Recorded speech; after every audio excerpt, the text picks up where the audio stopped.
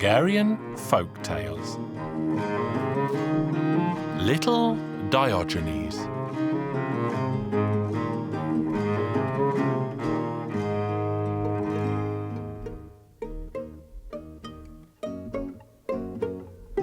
When I was a little lad, my father sent me out to the forest to watch the cows grazing. He told me to keep a close eye on the herd because if any of the cows strayed away, he'd skin me alive.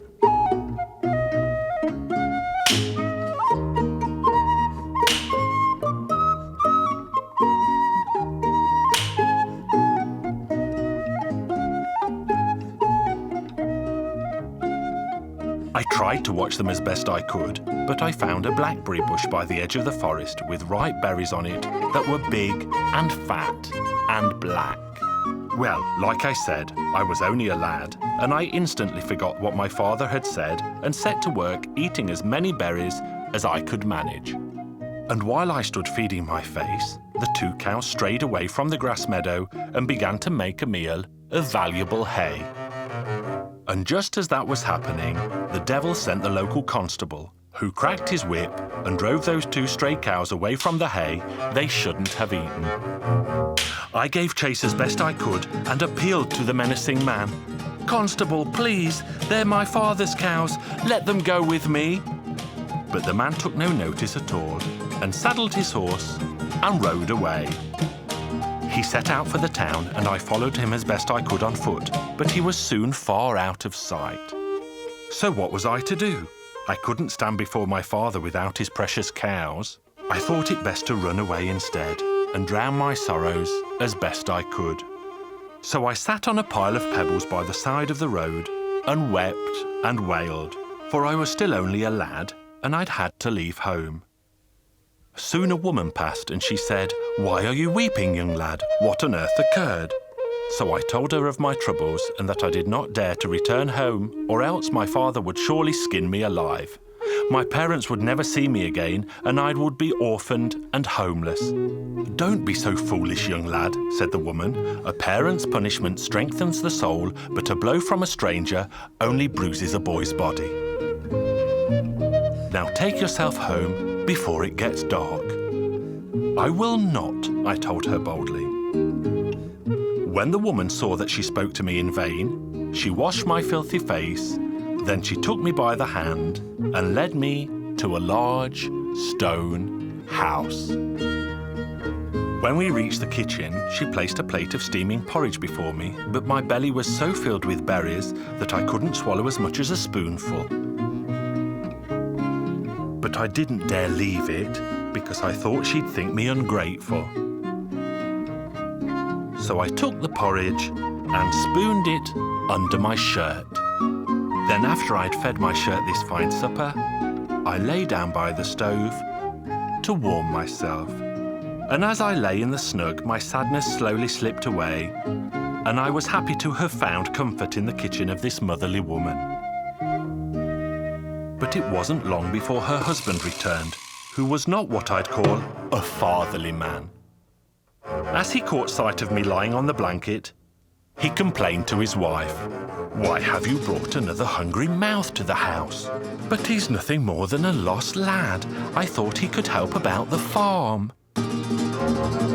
"Help? With what? A skinny thing like him will eat us out of house and home. Hey you, get up and lift up this sack of corn. I want to see if you're strong enough to be of service here." I tried to lift the heavy sack, but my 8 years proved not enough to lift the heavy weight. But I was soon undone when my belt burst open, my shirt shot out of my trousers, and a pool of porridge landed on the floor.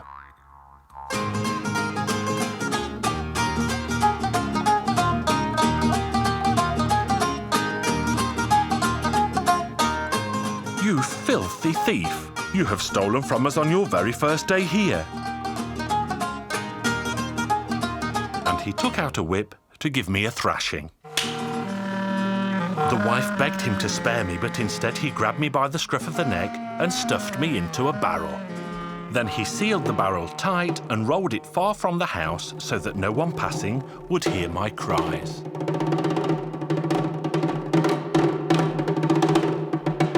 And there you'll stay, you filthy thief, and tomorrow I'll have you locked in jail, he snarled. I was now stuck tight inside the barrel and could do nothing more than groan and moan. But then in my hour of greatest need, I remembered a lesson we'd had at school about a wise old man by the name of Diogenes, who used to live in a barrel much as this. Then I thought of a plan. I had a knife in my pocket and I could wedge it in between the staves, but the barrel was made of old oak and the wood was so hard that my knife broke. Then I sighted a fox that alighted in the garden. The chicken shed was closed and so the fox began to nose around my barrel. The fox appeared at the very best time as I had an idea that made me feel as wise as old Diogenes. And I started to make a noise like a laying hen. Cluck, cluck, cluck, cluck. What a good place to sit. Instead of eggs, I'm sitting atop a pile of sweet honeycomb. Oh, my dear little hen, would you give your friend the fox a taste of that sweet honey you have? Of course, my foxy friend. Simply stick your tail in and I shall smear it with sweet honey that you can lick off later. The foolish fox did just as I suggested and popped its tail in through the hole that I grabbed and held onto with all my might. The hen thief thought it was caught for good and began to leap about the place. And it leapt and jumped, jumped and leapt until the barrel had broken apart. Free at last, I ran and ran until I found home. My parents were happy that I had returned. My father gave me a harsh beating for my sins and not watching over his valuable cows. But my mother rubbed my back with soothing cream and I continued to grow in my loving home.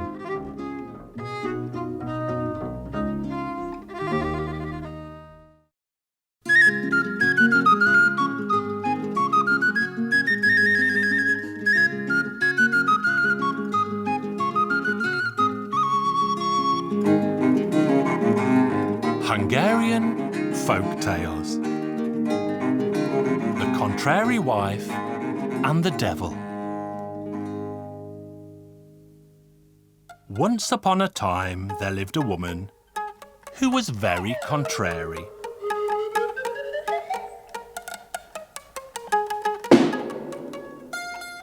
One day her husband told her to take his lunch to the field an hour early. So instead she took it out an hour late. Another time he told her to take better food out to him, but instead she took worse. Eventually her husband learned to make his requests backwards and said, "Well, well, wife, do not bring stuffed chicken and pancakes to me today, because they are not the kind of food to eat out in the field."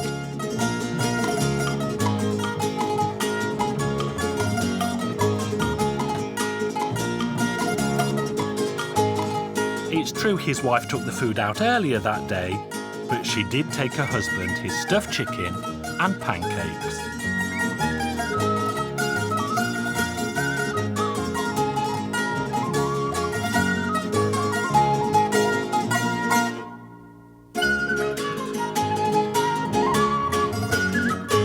The next day, her husband got hard to work and dug a deep pit at the end of the field. And the farmer's wife came to him with his food for lunch. The couple soon settled down next to the pit, and the man said to his wife, "Wife of mine, do not go near to the pit, because you will surely fall into it." But the man's wife still ventured close to the pit. "Wife of mine, take care and do not fall into the pit." But the man's wife fell right to the bottom of the deep pit. Hey! Then the man left his wife where she was, and he went home for his supper.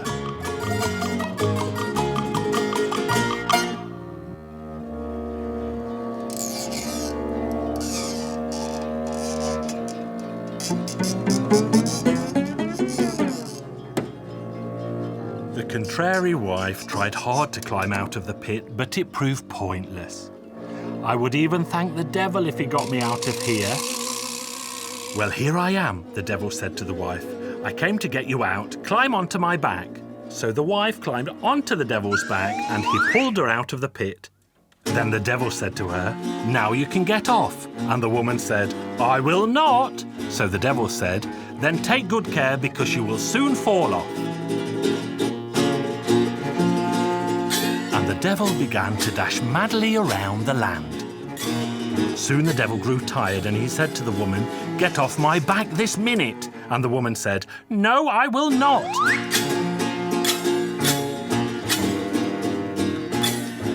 The devil was tired out and he said to the old woman, "Now get off my back." "No, I will not." The devil was desperate and did not know what to do next. Then he saw a soldier riding by and said, "Good hussar, if you can get this woman off my back, I will make you king."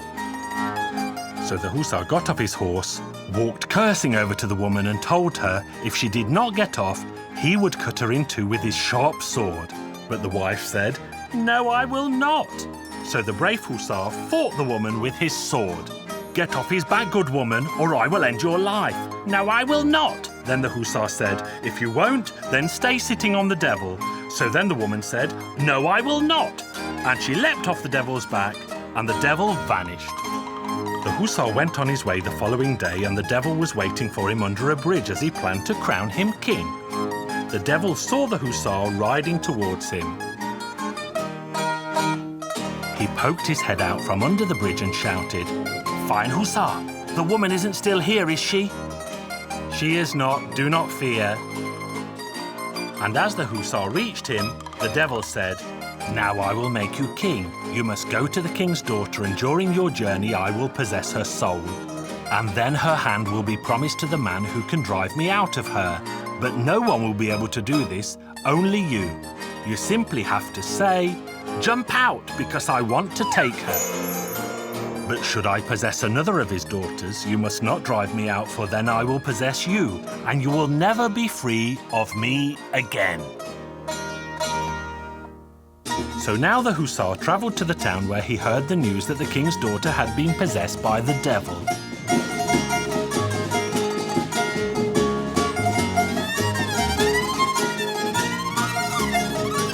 The decree was made that whosoever could drive the devil out would get the princess and half the kingdom. The hussar was delighted by this news, and so he reported to the palace saying he could drive the devil out. He said to the devil, "Jump out, devil, because I want to take her." Then the devil jumped out right away, and plans were made for the royal wedding.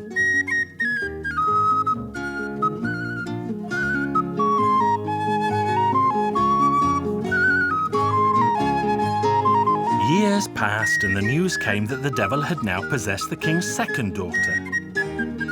The hussar was asked to go out, but he was unwilling because he remembered what the devil had told him before. The hussar was promised treasure and many jewels, and so he eventually went.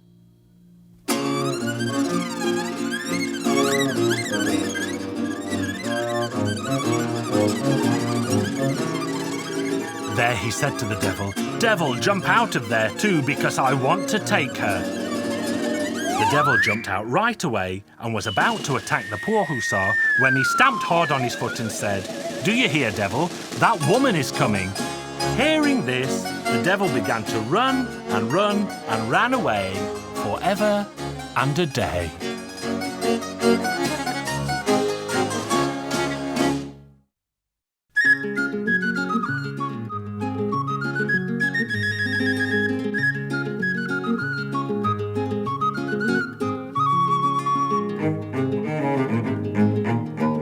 Hungarian Folk Tales. Pinko. Once upon a time, there lived an old woodcutter who was poorer than a mouse. One day, the woodcutter said to his wife, "Wife of mine, please bake me 2 corn cakes that I can take them out to work with me so that I won't have to come home to eat." So the woodcutter's wife baked the cakes, put them in the woodcutter's bag, and he set off to work in the forest. Down in the forest lived old Paluto, and old Paluto had a young son called Pinko. Pinko listened keenly to the sound of the woodcutter's axe and watched the old woodcutter from the shadows. Then the crafty boy took the woodcutter's bag down and gobbled up both the corn cakes. But old Paluto got wind of what his son had done. "Where are you, Pinko?" old Paluto called out to his son. "Here I am, father." "Come quickly, where have you been?" I have just gobbled up the old woodcutter's corn cakes. As you felt no pity for the poor woodcutter, you will now have to serve for 3 long years in return. Do you understand? This news saddened Pinko, but he agreed to do his father's bidding. So he turned on his heels and went back to the woodcutter. When he arrived, he said, "Woodcutter, I am the one who ate your corn cakes. So be happy, my child, and don't sound so sad. But it doesn't work like that because my father has punished me and told me that I should work as your servant for 3 long years. There is no need, my child, because I could never pay you, but I can earn my own living." And wonder of wonders, Pinko plucked the trees from the ground and knocked them together to make neat logs to be stacked.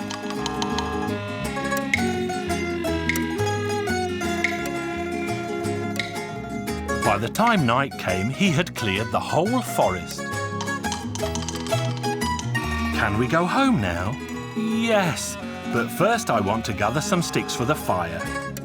Pinko set hard to work and gathered up so much firewood that even 20 oxen could not have carted it home. Then he lifted the poor woodcutter up and placed him on top of the pile.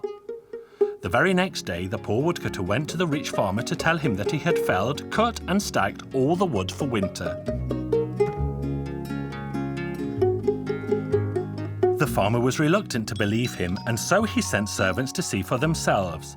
They returned in the evening and informed him that the forest had been cleared and neatly stacked for winter, so the rich farmer was forced to pay the poor woodcutter.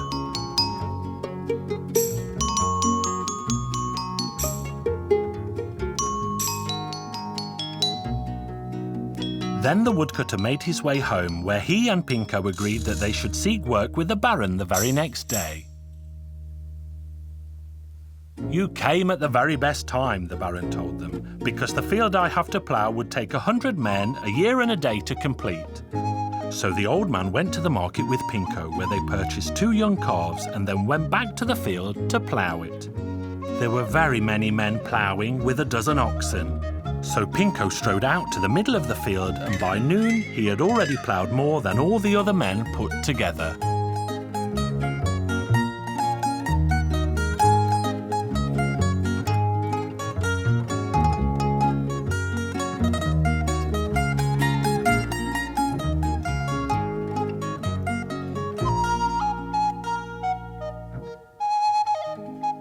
The other workers were so impressed by Pinko's calves that they asked for what price he would gladly sell them. But Pinko was proud of the calves and asked for a sack of gold along with the 12 oxen.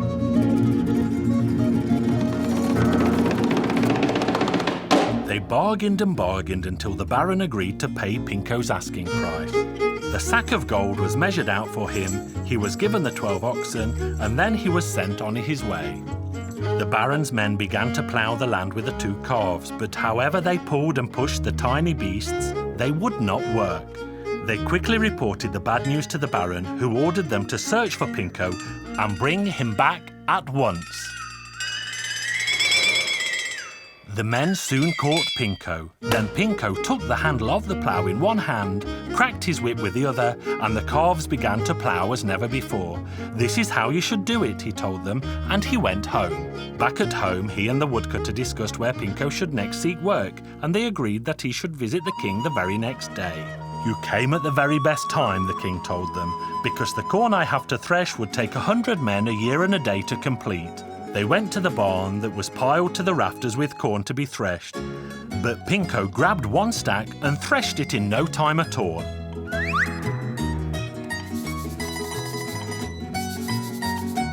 Then he took all the rest of the wheat, oats, millet and barley and threshed it all before the day was done. Then Pinko went to the king to tell him the corn was threshed. "Oh, but you shouldn't have done it like that." "Why, what did I do wrong? The wheat, the barley, the oats and the millet should be separate." "That's no matter. I shall sort them apart." And no sooner had he spoken than, wonder of wonders, the grain all stood in neat piles. "What payment do you ask for your hard work, son?" "Only 1 sack of wheat," Pinko said. "Very well, you may come and collect it whenever you wish." Pinko returned home, and he and the woodcutter gathered all the canvas they could find and spent a week sewing the sack.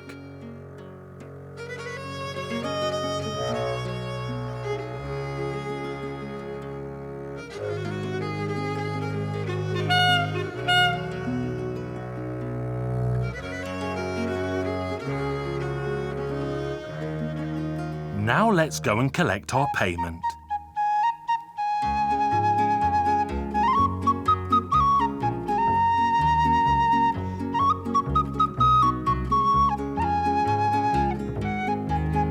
The next day they reported to the king, who ordered his bailiff to fill Pinko's sack with wheat in payment for his work.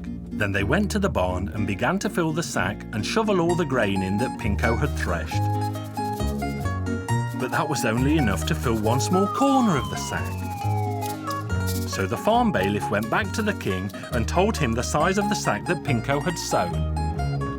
The king said, "I have agreed, and so I shall pay, but he will never be able to take the big sack away with him." So the men continued to fill the sack with last year's grain and the grain from the year before, and the sack still was not full when they had used up wheat from the last 10 years. "What kind of king is this man who cannot pay me for an honest day's work?" Pinko complained to the bailiff. Then Pinko took the enormous sack and swung it over his shoulder, and he and the poor woodcutter left for home. They walked away without even saying goodbye, and when they got home, there was much celebration. Now they had grain, wood, oxen and gold, and could at last live a happy life. As the months turned to years, Pinko said to the woodcutter, "I have been with you now for 3 long years, so I will leave you in the morning." The woodcutter pleaded and appealed for him to stay, but Pinko left for home. And when Pinko got home, there was much celebration, and they all lived happily ever after.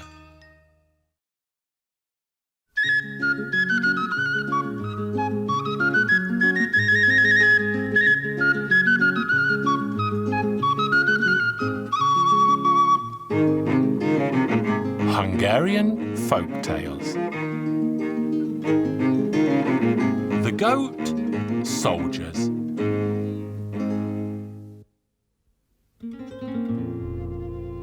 A long time ago, in a distant land, there lived a poor lad. His mother and father both died when he was young, and he was all alone. He was poor, he had no one, and so the poor lad became a shepherd.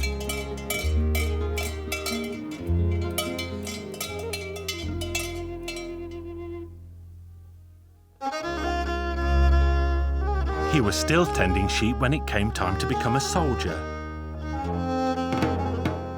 So he went straight into the army from his flock of sheep.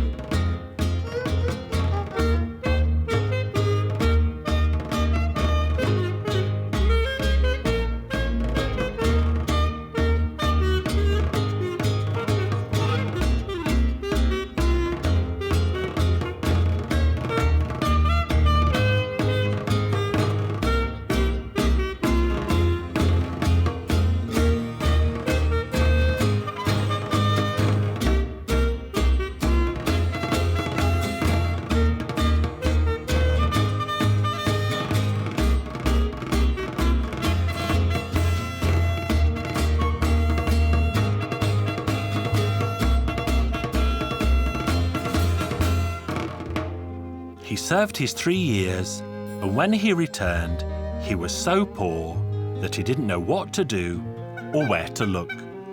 He had nothing to his name and hardly any clothes.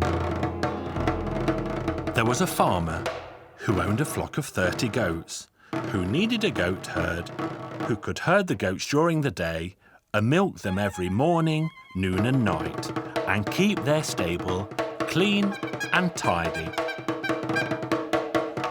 The young lad happened to be passing and took the job straight away and led the goats out to the nearby meadow.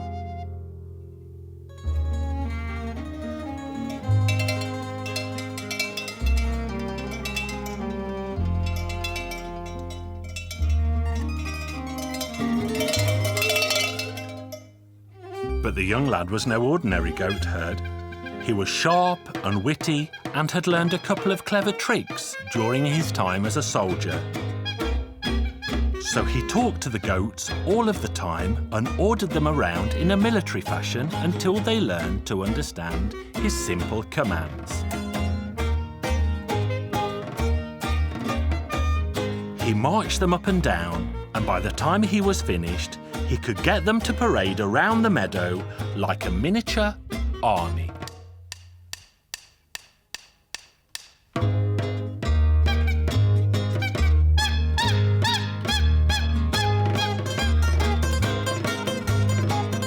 One day, the lad saw a rich man in a carriage riding past the meadow, so he drove the herd of goats to the side of the road, where he waved, and the rich man stopped his carriage. The lad said, "The reason I stopped you, sir, is to show you what these goats have learnt to do since I have been their goat herd."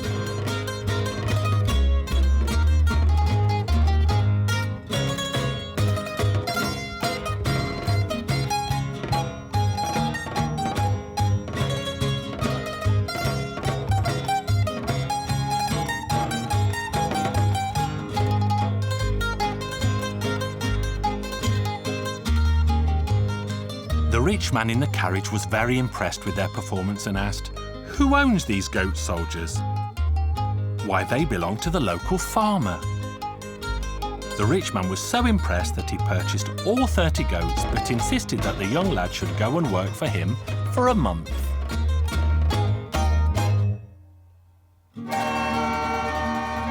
Then the rich man invited all of his rich friends to come and see for themselves. "I want to show you something very interesting, something you've never seen in your life before."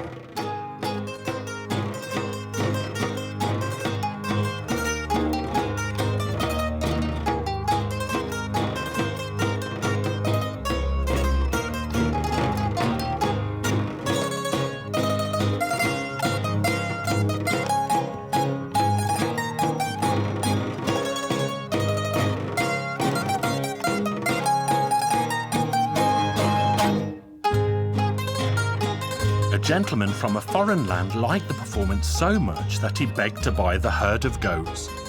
And so the rich man sold them to him.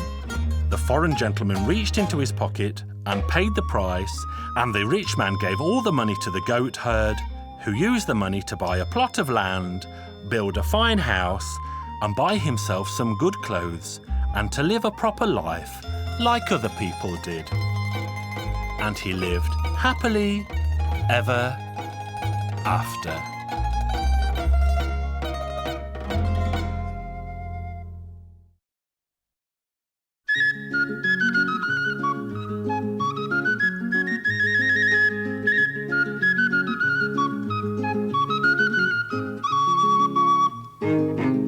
Hungarian Folk Tales. The King's Bread.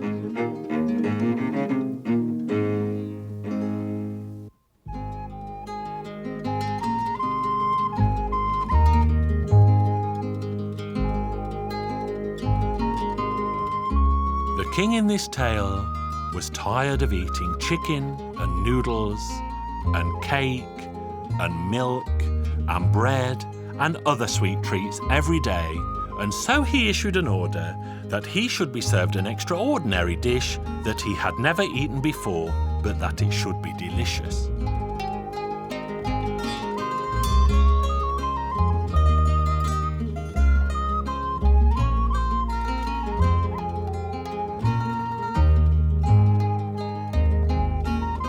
Well, the king's cook thought, "I will do my very best."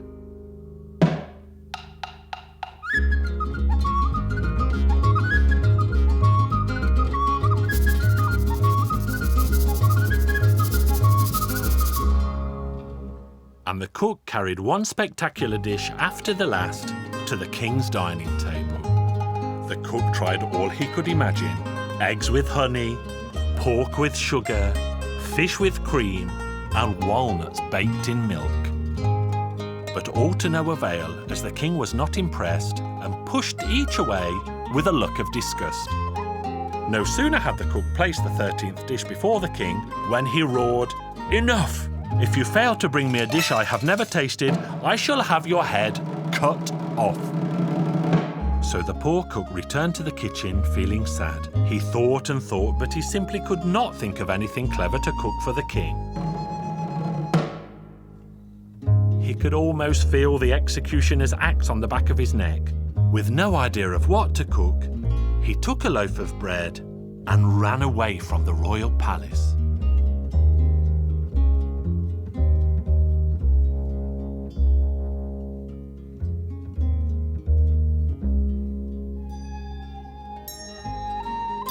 When time came for supper the following day, the king sat at his table, as he always did, but no dish was served before him. This had never happened in the palace before, and the king summoned for the cook to be brought before him, bound in chains. But where was the royal cook? They searched the palace high and low, but he was nowhere there.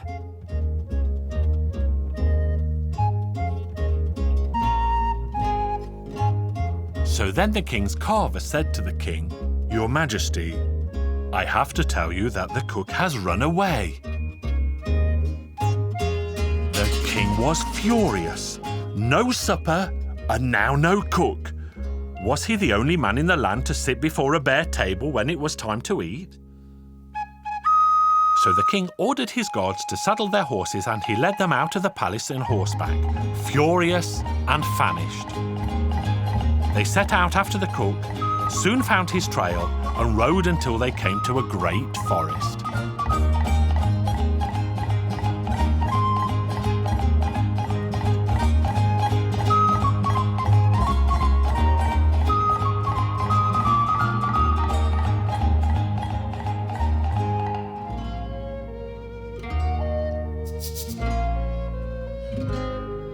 Here they searched low and high until they sighted him atop a tree, and the king shouted up, "Come down, you wretch, or I shall shoot."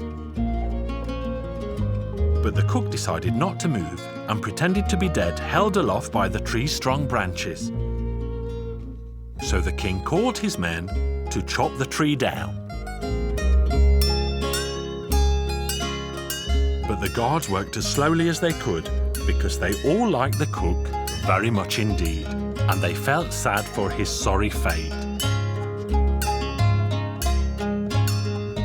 The king would surely have the cook's head cut off, and they would be sorry to see him go, because he had the habit of giving them delicious tidbits that the king ignored.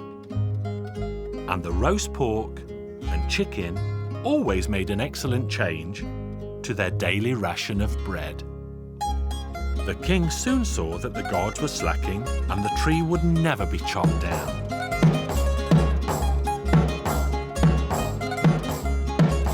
Then the king's cook became so frightened by all the chopping that he dropped the loaf of bread he carried, and it fell to the foot of the tree. The king saw the loaf and wondered what on earth it could be. "It is a loaf of bread, sire, and not for a king, but a poor man's food." The king broke a little off and tasted it. "Oh, I've never eaten such delicious food since I was a baby in my mother's arms." "You rogue, you never told me that you could cook food as delicious as this loaf of bread. Come down and I shall pardon you for all your sins." The king's cook now knew that he was safe, and so he climbed down the tree and stood before his sovereign. "Cook, I order you that from now on, whatever you serve on my royal table must be accompanied by bread."